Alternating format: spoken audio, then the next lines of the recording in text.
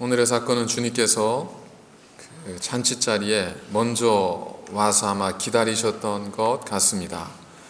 그렇게 기다리시던 주님의 눈에는 잔치로 속속 도착하는 많은 바리새인들의 모습들이 눈에 보였는데, 이 바리새인들이 오면서 한결같이 공통적으로 그들이 보여주었던 모습은 좋은 자리, 여기서 좋은 자리라고 하면 상석입니다. 유대인의 잔치상은 보통 디귿자로 이렇게 만들어졌습니다. 그래서 디귿자에서 안쪽 제일 가운데는 주인이 앉는 자리고, 그 곁으로 이제 그 자리들이 구별되어져서 지위에 따라서 그 자리가 배치가 되어지게 됐는데, 도착하는 사람들이 대부분이 다 최고 좋은 자리, 여기서 높은 자리라면 상석입니다. 바로 주인 옆에 있는 그 자리에 앉기 위해서 치열한 눈치 경쟁을 하고 있는 모습이 주님의 눈에 딱 들어온 겁니다. 청함을 받은 사람들이 높은 자리 택함을 보시고, 그 모습을 주님께서 보시고 나서 그들에게 오늘의 8절에서 14절에 이르는 이 비유의 말씀, 이것을 그들에게 전하신 겁니다.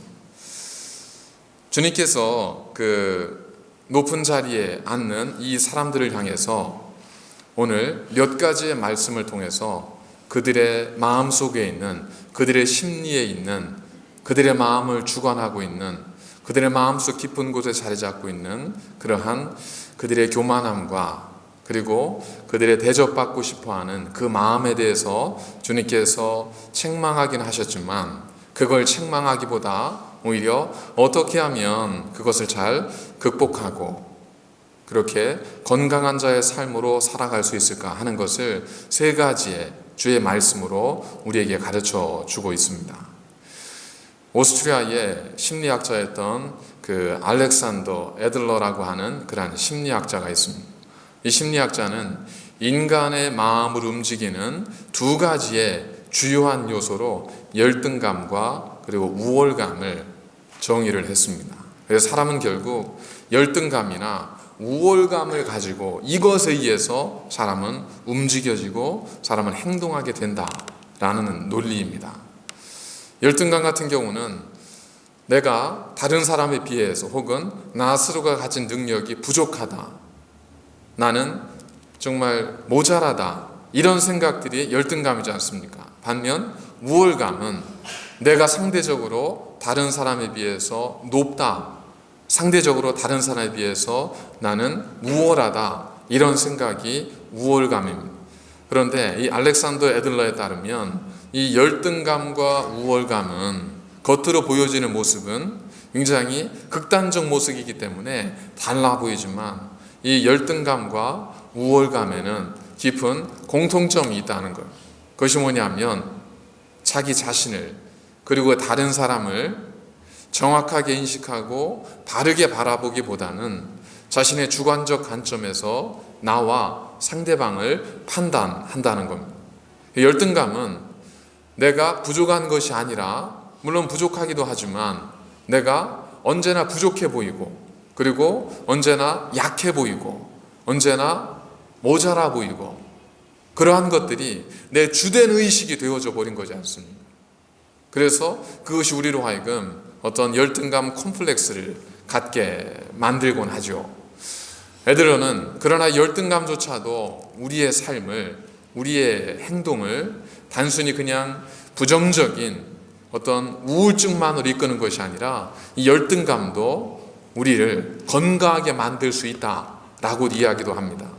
박태환 선수라든지 그 미국의 수영 선수죠, 마이클 펠프스 선수 같은 이 두 선수는 공통점이죠. 세계적인 수영의 스타이면서 이 둘이 운동을 시작하게 된 이유는 수영이 좋아서라기보다는 자신들의 건강이 너무 연약했기 때문에 그 건강을 어떻게 한번 좀 해결하기 위해서, 그래서 수영을 시작했던 사람입니다. 그런데 마이클 펠프스 같은 사람은 그가 지금까지 따놓은 메달 같은 경우는 아마도 지구상에 존재하는 어떤 나라들 가운데는 그가 땄던 메달보다 그 나라가 딴 메달의 숫자가 더 적은 나라도 있습니다. 그 정도로 위대한 선수가 되었지만은 그 출발은 자신의 열등감의 극복에 있었습니다. 엄마가 내 아들이 자폐증에 있는데 어떻게 하면 저걸 좀 호전시켜 줄 수 있을까, 회복시켜 줄 수 있을까 해서 그래서 도전하며 시작한 것이 수영이었고, 그것이 세계적 스타를 만들었던 것처럼 열등감도 우리가 어떻게 그것을 다루느냐에 따라서 우리의 삶에 도전적인, 창조적인 그러한 일들을 얼마든지 만들어낼 수 있다는 겁니다. 그래서 우리는 열등감과 그리고 겸손, 이 두 가지를 잘 구별하셔야 됩니다. 겸손하다는 건 나를 열등하게 보는 마음이 아니지 않습니까? 그저 나를 다른 사람에게 낮추어 보이는 거고, 나를 그냥 그렇게 낮게 스스로 섬기기 위해서 낮추는 것이지 자기 자신에 대한 열등감의 표현이 아닌 것처럼 우월감도 마찬가지입니다. 우월감은 다른 사람보다 나를 낮게 여기고 자기 자신을 우월하게 여기는 건데, 이 우월감도 사실은 내가 열등감과 그 열등감 컴플렉스를 가지고 있게 되면 어쩔 수 없이 사람은 살아야 하기 때문에 나는 부족해, 하지만 다른 사람들보다 뛰어나고 싶어, 이 마음이 있다는 거죠. 그래서 그것이 이 열등감이 깊어지면서 다른 사람보다 뛰어나고 싶은 이 우월한 마음, 우월감에 대한 욕망이 이 마음 속에 자리 잡게 되면서 이것이 자칫 극단적인 경우에는 열등감이 우월감으로 또 다른 모습으로 나타날 수도 있다는 겁니다. 그러니까 열등하다든지 우월하다든지 그런 생각을 갖는 것 자체는 우리에게 그렇게 바람직하지 않습니다. 안타깝게도 예수님의 참여했던 잔치자리에 있었던 수많은 바리새인들은 한결같이 우월감에 사로잡혀 있던 사람들이었습니다. 사실 당시에 잔치자리에는 대부분의 자리들이 정해져 있었습니다.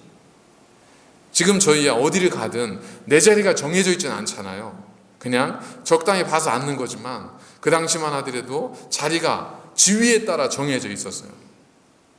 그런데도 불구하고 주님 보시기에는 들어오는 사람들이 한결같이 다 그 상석에만 가려고 눈치를 보고 있는 거예요. 저 자리에 앉기 위해서 눈치 싸움을 하고 있는 모습을 주님께서 보니까, 야, 그러지 마라. 그럴 바에는 차라리 맨 끝에 가서 앉아라. 이런 말로 그 사람들을 이제 주님께서 책망하고 그들에게 어떻게 하면 그들이 정말로 원하는 높아짐에 그들이 원하는 그 부분을 이룰 수 있을까 하는 것에 대해서 주님께서 세 가지의 처방을 오늘 내리십니다. 오늘 함께 나눌 말씀은 바로 주님께서 그들에게 내리셨던 세 가지의 처방, 이것을 우리가 함께 나누고자 하는 겁니다.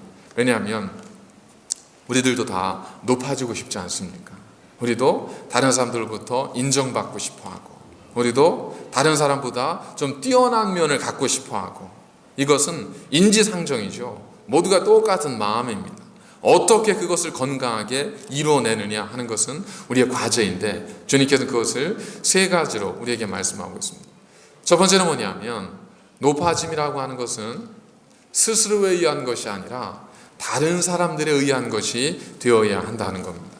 물론 높아짐의 가치 자체는 내 안에 있어야 되겠지만, 그러나 내 스스로 나를 높이려고 하고 내 스스로 나를 드러내려고 하고 내 스스로 나를 자랑한다고 해서 내가 높아지거나 내가 존귀해지는 것이 아니라는 겁니다. 참된 높음과 참된 영광은 다른 사람들에 의해서 높임을 받을 때 그것이 참된 높아짐이라는 것이 주의 말씀입니다. 여러분, 히스기야 왕을 아시죠? 유대 왕이었었는데 이 왕은 우리가 좋은 기억을 참 많이 가지고 있습니다. 히스기야 왕 하면 제일 생각나는 게 뭐가 있으세요?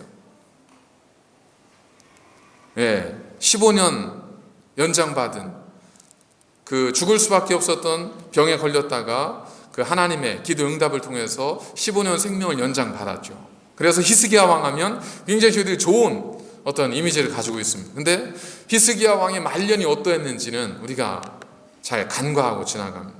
그의 말년은, 그의 노년은 그렇게 행복하지 않았습니다. 그는 마치 심판받은 자처럼 그렇게 비극적인 최후를 맞이했습니다.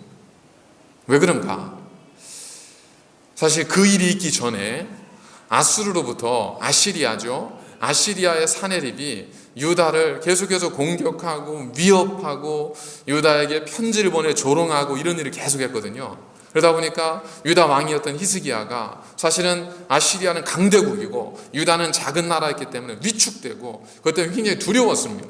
그래서 어떻게 할까 하다가 이 사내립이 보낸 편지를 가지고 여호와의 성산, 하나님의 성산에 올라가서 하나님께 엎드려 기도하기 시작합니다.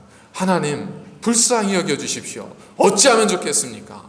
그랬을 때 하나님께서 간절히 기도했던 히스기야의 기도를 들으셔서 그에게 이런 응답을 주시죠.